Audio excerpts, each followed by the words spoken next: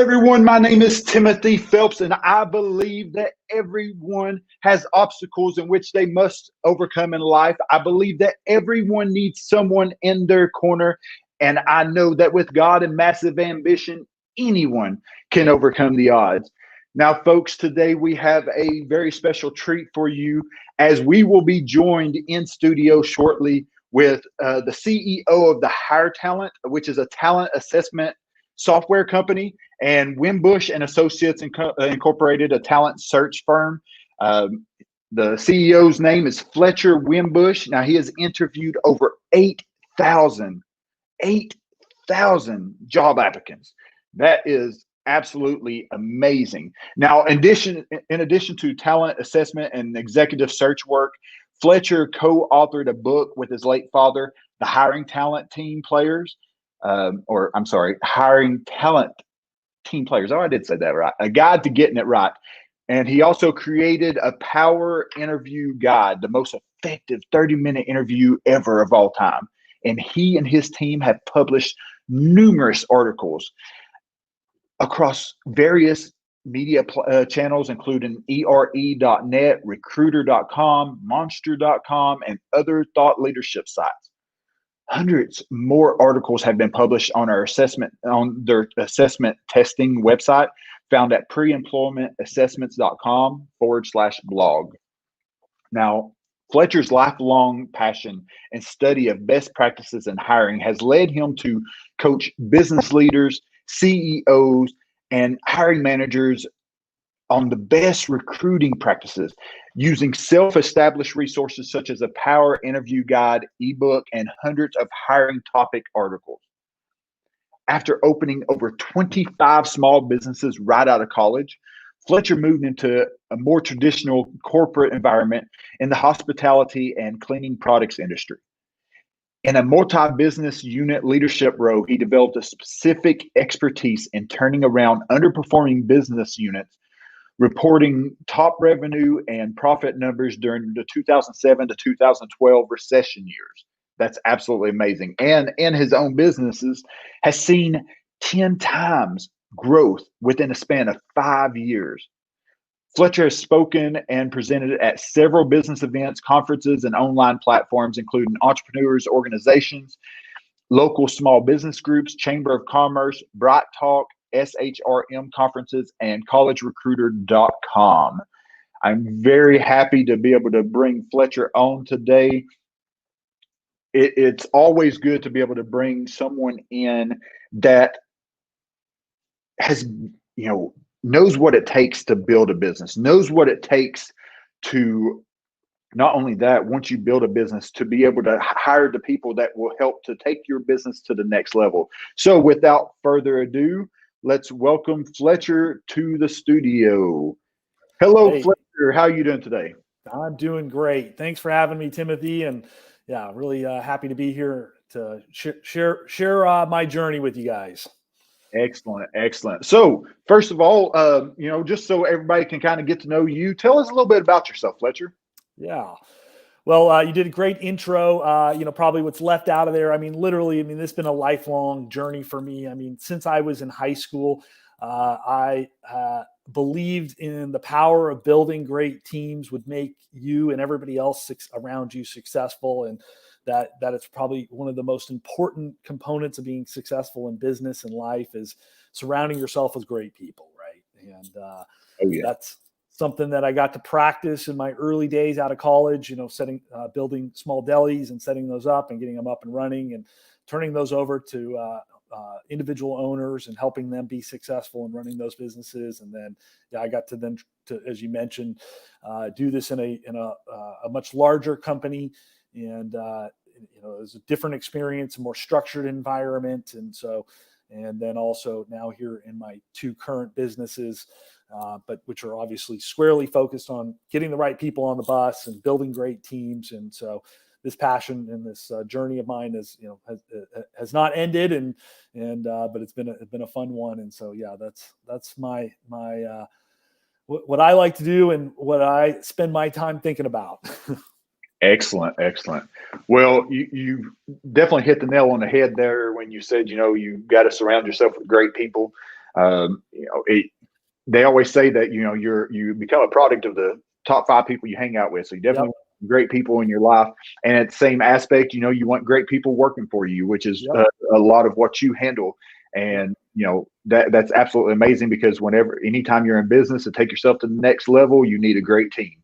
So that's definitely good. Okay. So I want to first ask you a little bit about something here. You're the creator of the Power Interview Guide, and that's the most effective 30-minute interview of all time. Could you tell me a little bit about that? Yeah. Well, so in this journey of learning and just thinking about how to build the best teams and select the best people to be around or to have on your team, I spent a lot of time studying best practices. And my father was a management consultant, and he wrote the book Hiring Talented Team Players, and he spent a lot of time thinking about this. So I had inundated with ideas and philosophies from him, but I also wanted to reach out beyond just what I'd been kind of taught. And so I really latched on to 2 other, significant thought leaders in this space. One is Lou Adler. He's I think a phenomenal thought leader in this space. And so I really studied his material and his methods. And then another one, which is maybe a little more commonly known in the entrepreneur circles, is the top grading method. So Jeff and Brad Smart, so another father-son team, developed a hiring system there, and they've got some really great content. And so really, though, as going through that journey, and I'm reading their material, I'm reading their books, I'm studying their techniques, and particularly top grading, the early days of top grading. I mean, the book was like 400 pages. I mean, I'm exaggerating. But it's dense. It's very difficult to digest, and I found myself in the early days of starting up a headhunting firm that I'm having to interview lots and lots of people, as you noted. I mean, I've interviewed at this point over 10,000 people, and in order to do that, you got to have a system. You got to have a process. Like, you can't just be shooting from your hip, at this point, when you've got this volume of work that you've got to do. And you got to be able to assess people on kind of an equal ground, right? I can't, be asking you one set of questions and the next person another set of questions. How can I compare the 2 people equally in an efficient way, right? Right. So we took the material from these 3 different, sources, and probably others as well, and really chunked it down into some of the most effective techniques that I learned from them. And we put together that Power Interview Guide, and find that on our website. I mean, it's probably 7 pages, and it's really focuses in on 3 different techniques, plus some kind of pitfalls or some tips and tricks along the way. Because even if you just follow these techniques, probably the number one thing that you have to learn when it comes to assessing talent is the ability to ask great questions and to dig deep. I often like to say there's no such thing as a bad interview question, other than one that isn't followed up with a series of 3 to 5 additional questions to dig deeper down the layer, or to get people to really go beyond that surface level answer. Okay. So, so you have these 2 businesses. You have the Hire Talent and the Wimbush and Associates. Now, do they kind of work hand in hand together, or tell me a little bit about it? They did early on, and I think we asked I asked you earlier, what kind of people are listening to your show, and you mentioned probably got a lot of aspiring entrepreneurs or new entrepreneurs, Yeah. And so I think this is pretty relevant. In the early days when the business was small, I mean, we were doing less than $100,000 a year in revenue, and we're just struggling to get by and pay the bills, and just trying to grow a small business, right?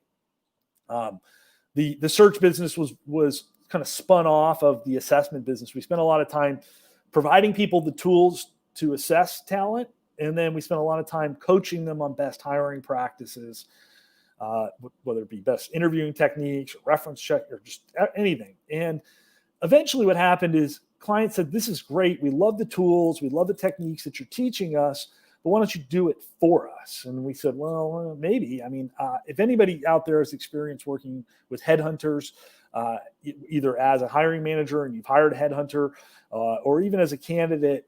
I think a lot of us, I had some of that experience, have a bad taste in our mouth in many cases. And it doesn't mean there aren't good recruiters out there. There are plenty of great ones, but there's plenty of really bad ones. And I said, well, I'll do this, but we're going to do it a little bit differently. We're really going to do it the right way and partner with our clients. And we spun up a retained executive search firm out of that. And it was great. And we were doing what we like to do, but what we not quickly, I mean, it took years, I should say, but, soon discovered is that, we had essentially two businesses. They really did operate and quite differently. So even from a sales and marketing to an execution standpoint, they're completely different operations. They just really don't share a lot in common when it comes to how we get business and how we operate those. And through my own entrepreneurial journey, which I'm a big fan of EO, or the Entrepreneurs Organization. So, joined their EO Accelerator program, where we spent a lot of time studying,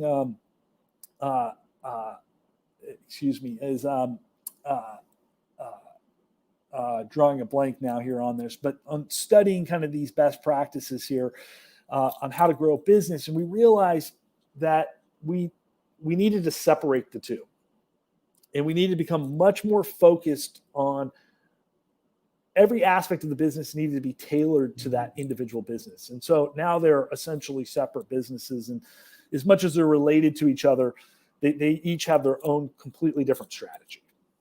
Okay. So of course we've said, anytime you have a business, whether the person watching right now already has a business, or they're thinking about starting a business, or they're just wanting to see what may be available, and one day want to have something of their own. Regardless, sooner or later, you have to hire people. You have to, if you want to take your business to the next level.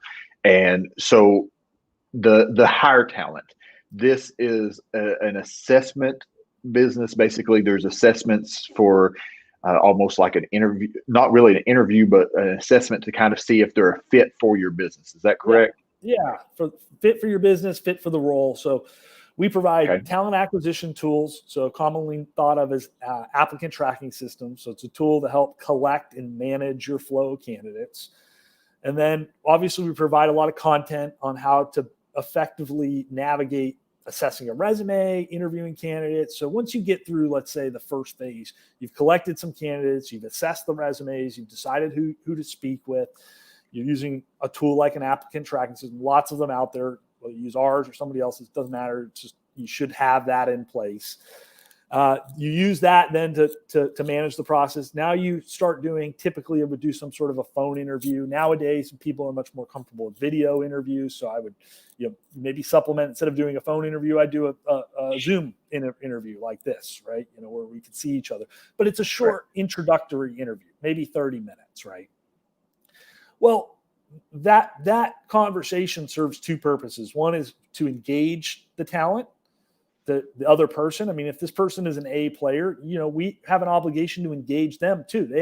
We have to give them a reason to talk to us or to be interested in this opportunity, right? We need to be able to share our vision with that person in a way that gets them excited about being a part of this, right? That's one piece of it. And then the second piece is, well, I want to quickly figure out whether this person might be a fit or not. And that's where the Power Interview Guide comes in, using those techniques, practicing that. Once you practice it and gain some level of mastery, you can do this very quickly in a 30-minute interview. And then after that, we typically are recommending using assessments. So it's a more objective, less biased way to assess people, right? Like if I'm talking to you, I see you, I hear you, I have certain biases that are being incurred that just happen naturally. I just can't help but to have some opinion of you that is an unconscious bias, that's formed from my unconscious bias, right? Correct.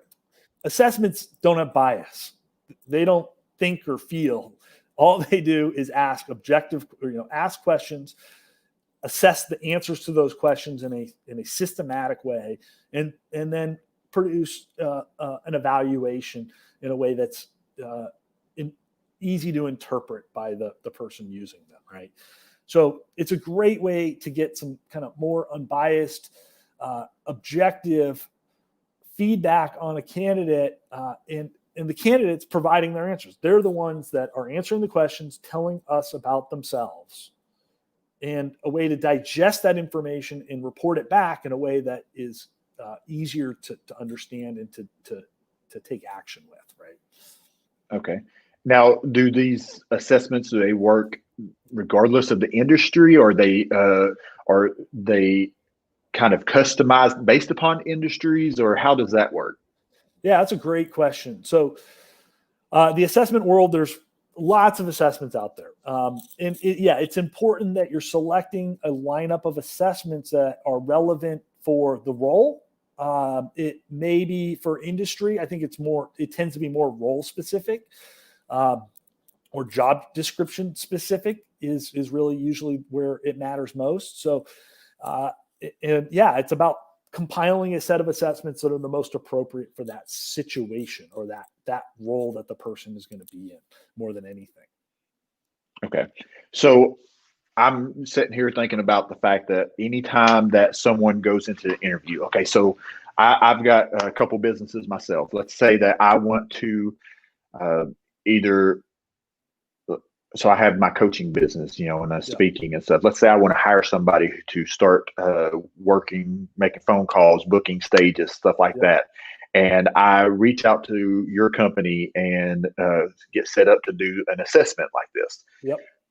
What I know a lot of times, like if I bring somebody in and I set them down right in front of me and stuff, and I start asking questions, they're of course going to try to put their best foot forwards. They may exaggerate things, maybe not be completely truthful. What do these assessments bring anything to the table that a face-to-face interview would not, in regards to like if they start exaggerating things or lying about things to try to make themselves look better?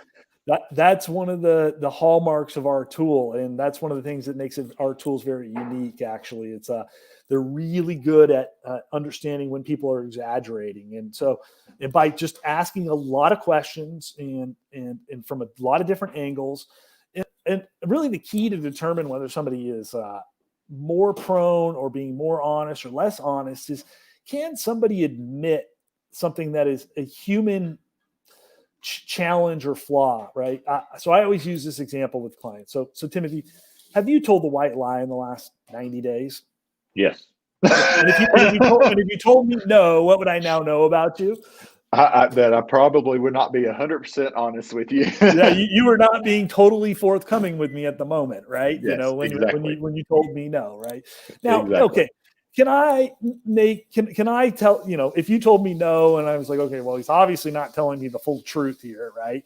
Can I make a full assessment of you just based on that one question? No, that's not fair. But now if I can ask lots of questions, and if you repeatedly are constantly telling me you are not human and you don't make mistakes and you are perfect in every way possible, then now I can determine that, yes, you are much, much more likely and so that now I can deduce that almost anything that you're telling me is probably clouded in some degree of exaggeration or untruth, right? And so that's one of the keys to a great assessment. So we are looking at that and we're assessing people for that particular quality. Are they very truthful? Are they willing to be forthcoming? Are they humble? Are they willing to be open and truthful with us, right? And if they're not, we'll be able to detect that. And then we can actually reflect that in the rest of the results. We can say, look, either take these results with a grain of salt, or we can adjust some of the results to reflect that this person was probably exaggerating and things like that. So that's when we're doing behavioral-based assessments. Now, other types of assessments are more aptitude or skill-based assessments, and that's the beauty. So you bring it up. Well, so somebody sits down in front of me and they say, yeah, I'm a great salesperson, right? Well, okay, prove it to me, right? Well, that might be difficult to assess in an interview. Well, an assessment that actually measures their sales comprehension in know-how, it's going to be a much more objective way. And are they going to be able to lie? No, because they're either going to know the right answer or they're not, right? Exactly. Okay. So yeah, it basically, if someone is exaggerating or lying, it's going to be able to comprehend that based upon the multitude of questions and the way that things are asked. It's a little bit different than just sitting down in front of. Okay, excellent. Well, that's definitely a good thing, because you don't want to hire someone who's doesn't have emotions, right? So it doesn't go like, oh, I really like this person, and then want to believe them, right? Yeah. And that's a good thing, because if anytime you hire somebody into the company, if they're not able to admit faults, then that's not a good thing. I know personally, I've been in situations where, before I started my career, I could sit here and think of a couple instances where I was an officer at a resort, and there were times that I made mistakes. But when the captain says, "This happened, who did it?" I was like, "Oh, that was me," real quick. Yeah.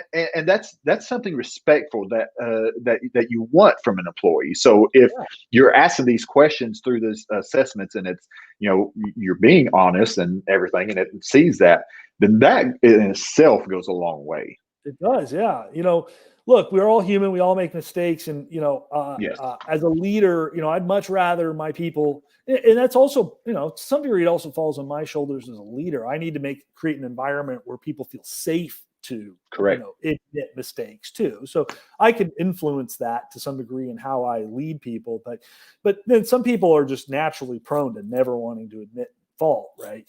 But yeah, I'd much rather have somebody say, yeah, I totally screwed that up, because you know what, then we can fix it.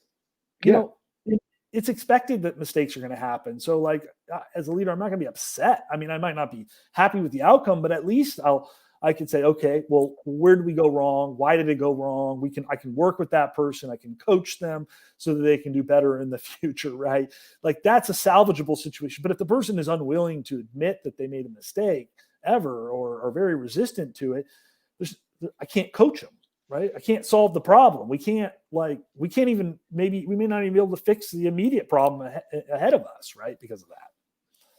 Correct. So, whenever it comes to these assessments, I guess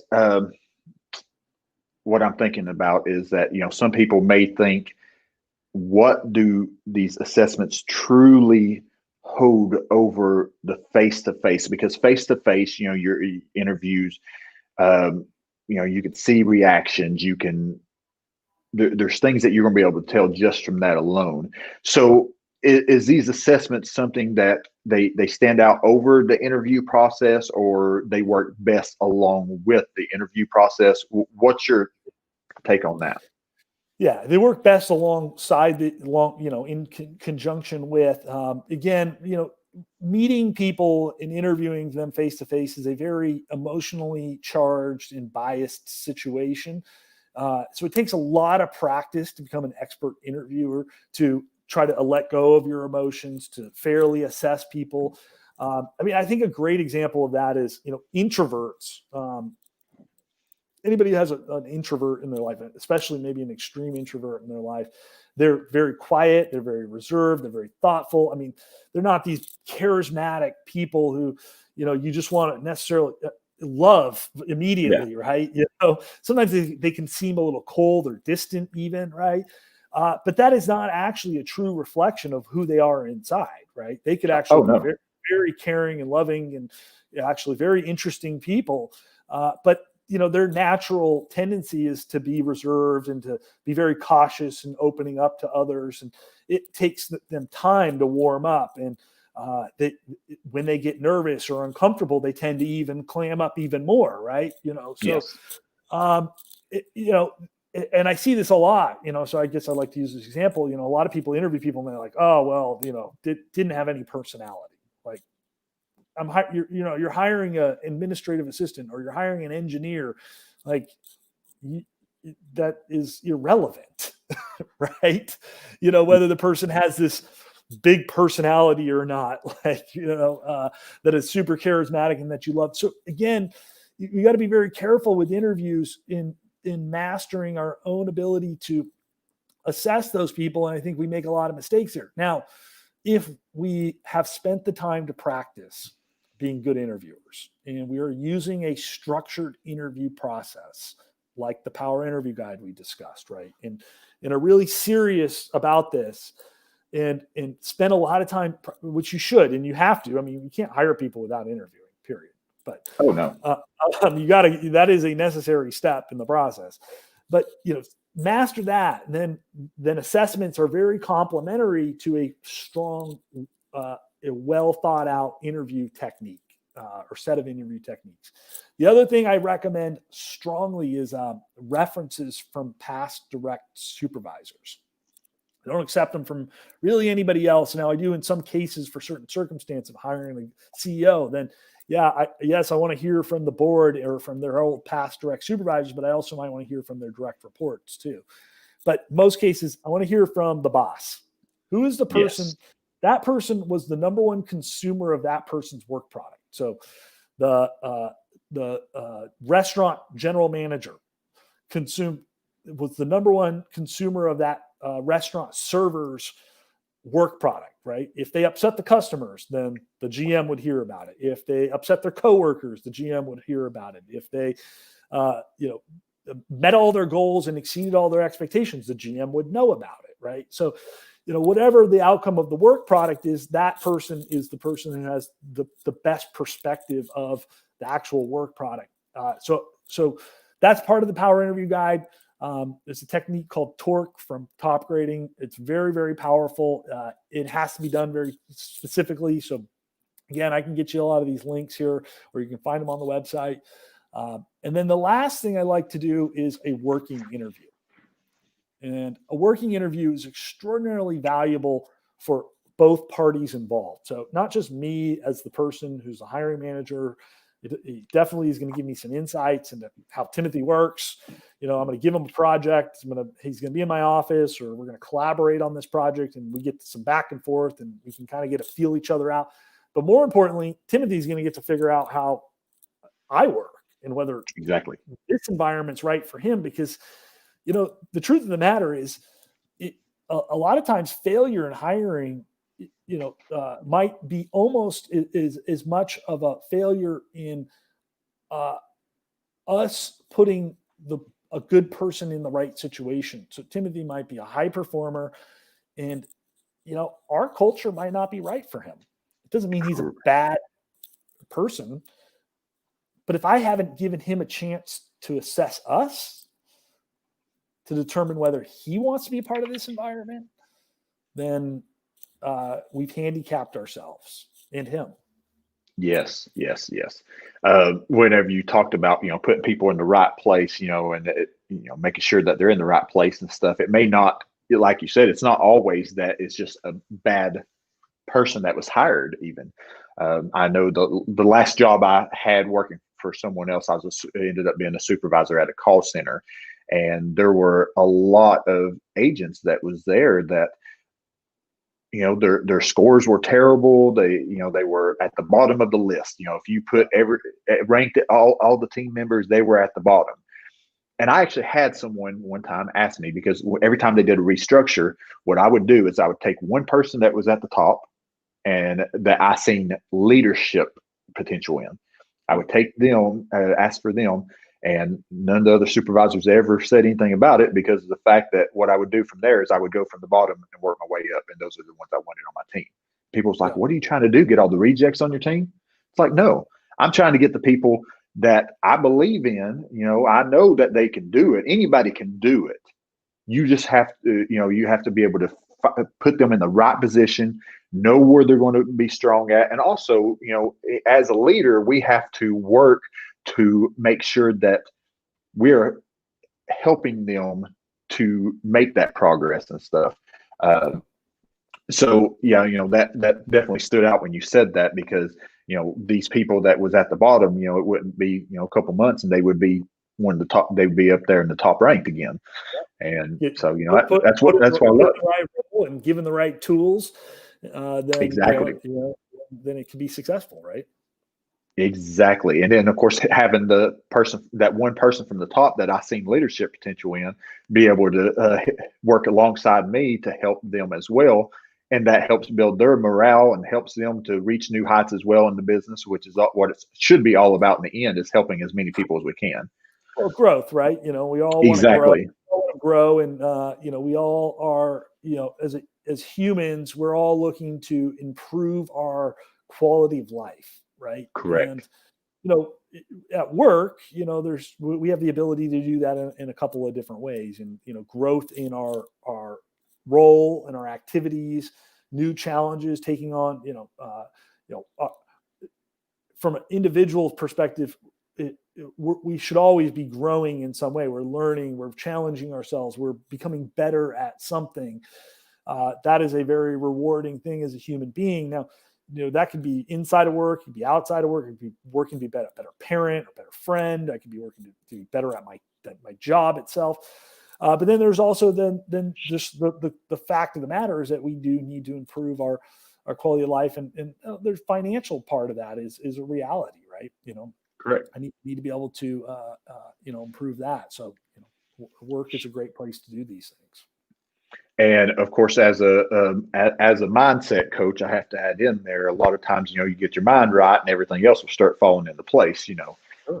No, totally. Yeah. So another thing you said a little bit ago, you was talking about, when you're doing the face-to-face interviews, a lot of times, you may be speaking to someone that is absolutely phenomenal. They know their stuff. They're able to do the job and do it well, and they'd be a great asset to the company.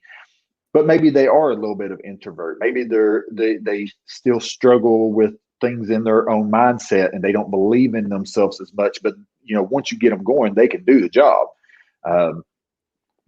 And these assessments will be able to pinpoint that more and still be able to see their strengths because they're not in that uncomfortable situation, so to speak. Exactly.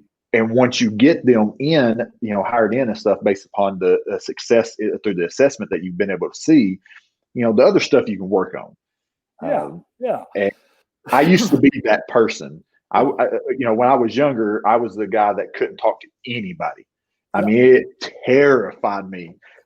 As I started getting older, I got a little bit better in like interviews, but that was about it. I still struggled outside of interviews. I learned to start leaving all my fears and all my uncomfortableness and everything at the door and walk in and be confident in myself. In that sense, it was almost faking it though until I make it, so to speak. Sure, I got really good about that as I grew, but for the longest time, man, interviews just terrified me. Terrified. Yeah. And I couldn't put my best foot forward. It would be a shame to pass on a high performer because I was left with the wrong impression of their, because they seem too distant or Correct. maybe didn't communicate in a way that I feel like is socially acceptable, because they were too reserved, or they gave me short answers or something like that, where that may not be a true reflection of their ability. So the assessments are great, and they would tell you that too. They would say, look, this person is a really high introvert, but they're very intelligent and they're really understand how other people operate, or they've got all these other qualities that would be really useful in this role, but maybe I didn't. It was hard to detect that because maybe a lot of people are not well practiced at being interviewers. That's just exactly. I mean, most business leaders and managers may only interview a handful of people in any given year. So where do you get to practice assessing people from a interview, person to person interview? You don't get a lot of practice at that. Although I would advocate that if you're going to hire, take the opportunity to interview as many people as you can. A lot of people, avoid this. They're too busy. I'm doing my job. I'm my task. I'm like busy doing whatever. And then this is kind of like hiring and interviewing 20 people is like an inconvenience, right? Like I would argue that you're short-sighting. You're leaving yourself in a bad situation thinking that way. Yeah. Sitting there thinking about that, with your interviews how, you may pass on an excellent person. It actually reminds me, I've started, I'm real big on, although I'm a coach, I believe that, you can always pick up things from people. You can always learn from people. And there's always room for growth and improvement and stuff. So I am real big on, I follow several different people myself. And one of the people that I've followed over the years has been Grant Cardone. I don't know if you know who that is, but okay. Big sales guru. Yeah. Yes. So I followed him. Was actually an ambassador for him back in 2018. Oh, nice. And that was a huge start to my turning point because I struggled personally believing in myself. And that was a lot of that program it cost me, I think it was $1,000, but it was well worth it. And I would have spent more because the change that came from it. But anyways, not getting on that, he's actually on a show right now called the Undercover Billionaire, I think it's called. And it's on Discovery Channel every Wednesday night. And I watched the original one, the very first season, which was with Glenn Stearns, the billionaire. Right. And whenever he was building his team, what they're trying to do is build $1 million company in 90 days while being undercover with no money. They get $100, old truck, and they get dropped off and get dropped off in the middle of nowhere, basically. Yeah, it's pretty cool, and you can pick up things from it too. So it's always good to do that. Yeah. But anyways, the first one with Glenn Stearns, when he was to the point of building his team to try to make this $1 million company within that 90-day period, he started interviewing people. And that reminded me of that because there was a lady that interviewed for his team that he did not take because she bombed that interview. Like she started talking about how she couldn't handle stress and stuff in the middle of the interview. And you could tell she was she was nervous and she was trying to play it off. But then it's just so happened that she was the sister of one of the people who got on his team. So when they got to a situation where they needed help, he called his sister to come and just help out, her friend. They came, and this lady in one of the most stressful times, that they had, and she just took charge and just got things done. So it shows that interview was not a true reflection. Yeah. So maybe he needed your assessments. Yeah. Well, and better interview techniques, Yes. One thing I think you find with interviewers, a lot of times people ask something like, well, like that might be a common interview. Well, how do you handle stress? Like terrible interview question, right? Because it tells you absolutely nothing. No matter how they answer the question, it tells you nothing, right? And because first of all, maybe in this case, the lady said, well, I don't handle it very well, and it's a problem for me or whatever. But I'd say 9 out of 10 people, you're begging them to tell you a lie, first of all, right? If I ask a question like that, like you obviously want me to tell you that I handle stress wonderfully, right? So, I always look at the number one thing that you can do, and again, assessing people and hiring people is hard, period. Like, I don't care. Like, I've done my whole life. This is difficult. But look at what they've done. Look at what they've been able to accomplish, because that will tell you whether they can handle stress or not. If I am assessing that person like on their past accomplishments, well, we built a team, or I took a company that was nearly bankrupt into profitability. And if that was the answer, and then I started asking questions about, well, how'd you do it? And what happened? And like, tell me more about this, like hearing the story, getting concrete examples of what the person was able to do, what the outcome of their efforts were, and how they did what they did. I can then assess whether it can handle stress or not, right? That's without asking them that question correctly. Yeah, because that question you're not going to get a straight answer, and if you do, then nothing you learn from that will tell you anything helpful, right? Correct. And just like that lady in that interview, she may not think she handles stress well, but apparently she did. Yeah, apparently she did. Yeah. And a lot of people don't know where their strengths and weaknesses are. So that's our job to help find that out as well. Exactly. And by asking smart questions that, again, get people to tell you about their past work achievements or even personal achievements. I mean, you're hiring a young person who doesn't have any work experience, it could be an academic or activity like a club or a sport. I mean, it could be anything, learning about what people have been able to do well and how they did it.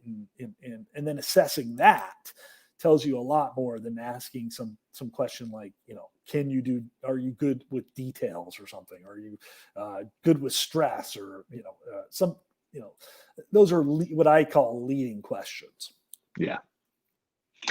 Well, so if someone had interest in, looking into your company a little bit, checking into these assessments, how would be the best way for them to look into that and get more information? Yeah, they can go to thehiretalent.com, and hire is HIRE, or preemploymentassessments.com. Or you can email us at info@thehiretalent.com. Reach out. You can check out the website. You can fill out a form. We would schedule a call with you, learn more about your situation, and get you set up with the correct series of tools and assessments. As we mentioned earlier, it's not a one-size-fits-all kind of situation.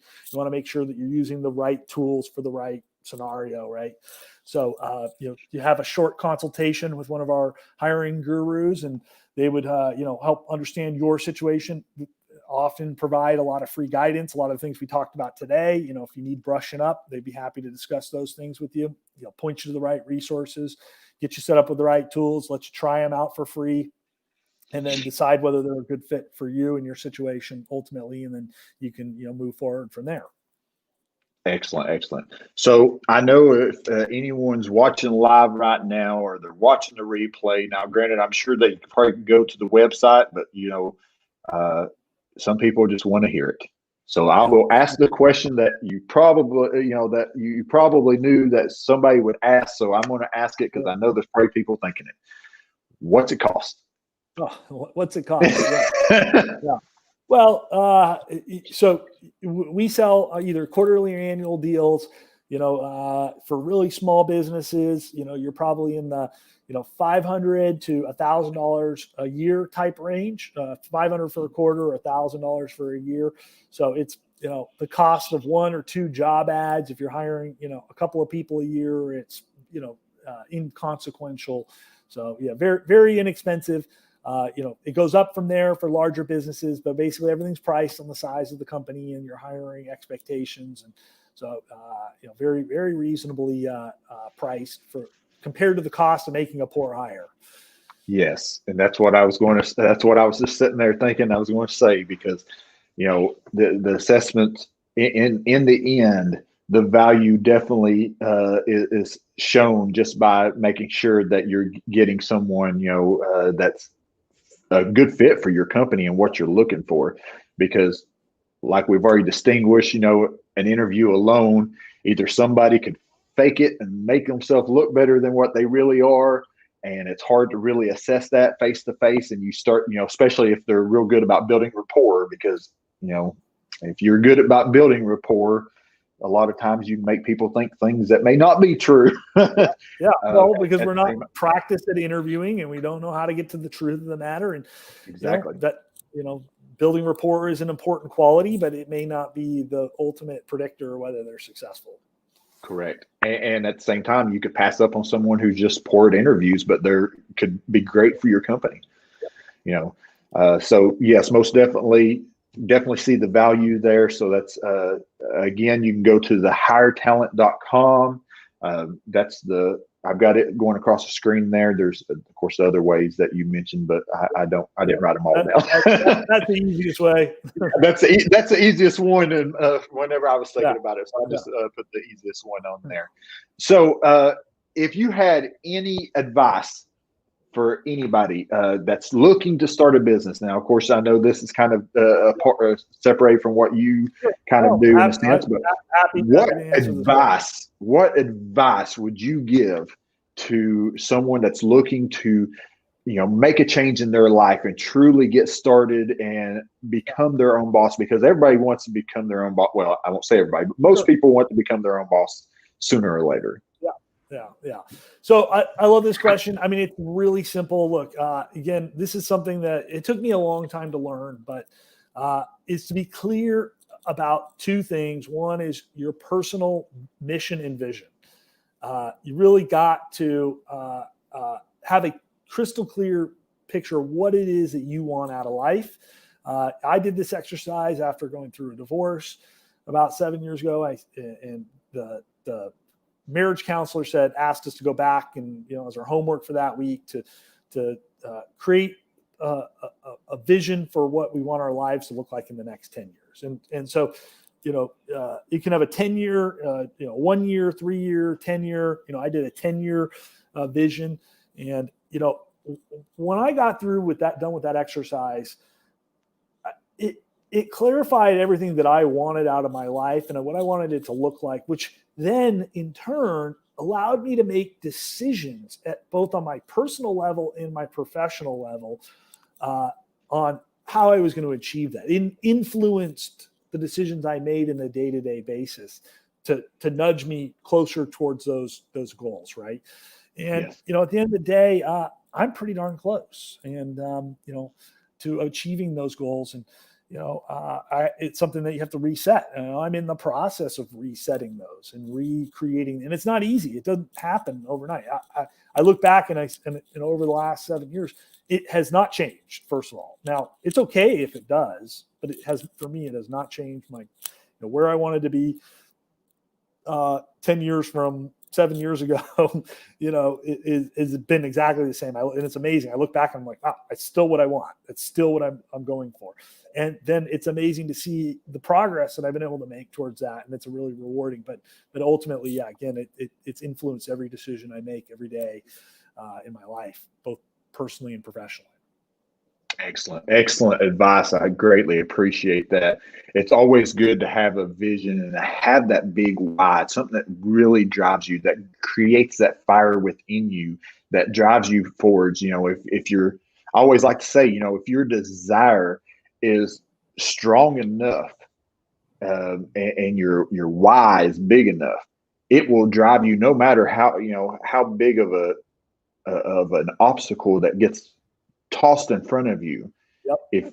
If your desire and your passion, your why is stronger and bigger than your obstacle, you can do anything.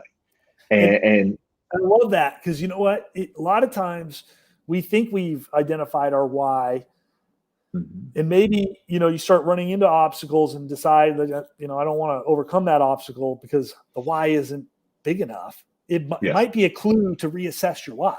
Exactly. And sometimes I have found also, because I've had a why for so long that pushed me. It pushed me. Yeah. But that was actually something I started reassessing last year a little bit, was my why. Because while my kids are very important to me, and I want to be able to give them the life. I want to be able to, also to show them, lead by example, and show them, how to make it in this world, so to speak, and how to have things and how to make changes and stuff. And that was a why that pushed me for a little bit. I started realizing it's not the why that's going to drive me to do the things that I truly need to do in this world. And I mean, they're vitally important, of course, but it wasn't big enough within. And I come to find that my true why is that I want to be the change in this world. I grew up in abuse, neglect. I dealt with bullies. I turned to drugs and alcohol, battled those addictions. I ended up being homeless at one point. There's so many things that I've endured, and I know that there are so many people in this world that endure things like this all the time. And I have a passion just to help people that endured traumatizing things in their life, that they're losing hope and maybe they're ready to give up. I try to commit suicide multiple times, and that's one thing. I just want to help people, and that that truly is the why that's pushing me forwards. And even in the midst of 2020, the year that everybody looks at with so much negativity, I see so much positive in it because it changed the way I seen things. It gave me a new vision. 2020. That's what I said it was going to do. New vision. Clear, much It clearer. gave Yeah, new no. vision. Yes. Yeah, and So there's no reason why your why that relates to your kids is not part of that bigger why. You know, oh yes, most definitely. Yeah, and so yeah, I think that you're right, and you nailed it. I mean, having a larger why there, which obviously being the change and helping people, get from a bad place to a place of positivity and success, and is a very important why. So Yes, we never know someone's story, and we can be the reason for them to have more pain, or we can be the change. And yeah, I want to be the change. So, nice, nice. anyways, do you have any final thoughts for the viewers today? Oh, I think we covered a lot, and I think this last piece of the conversation is really important. And Yes. it's important in everything we do in business and life, and so really appreciate you having me on. Hey, we appreciate having you. It's always good to, for people to be able to learn some things from people that's already made it, and, just kind of to be able to give that advice and just, basically pay it forward and help someone else in the process. So we greatly No doubt. appreciate you, Fletcher, for coming on today. And, we'll definitely check out the hiretalent.com and look forward to speaking to you again in the coming future. Nice. Thanks, Timothy. Thank you. Y'all have a blessed day. Make sure you tune in next week for Phelps Can Help TV, and it will be 12 noon on Monday on the 18th. So we'll see everybody then. Everybody have a blessed day, and thank you very much.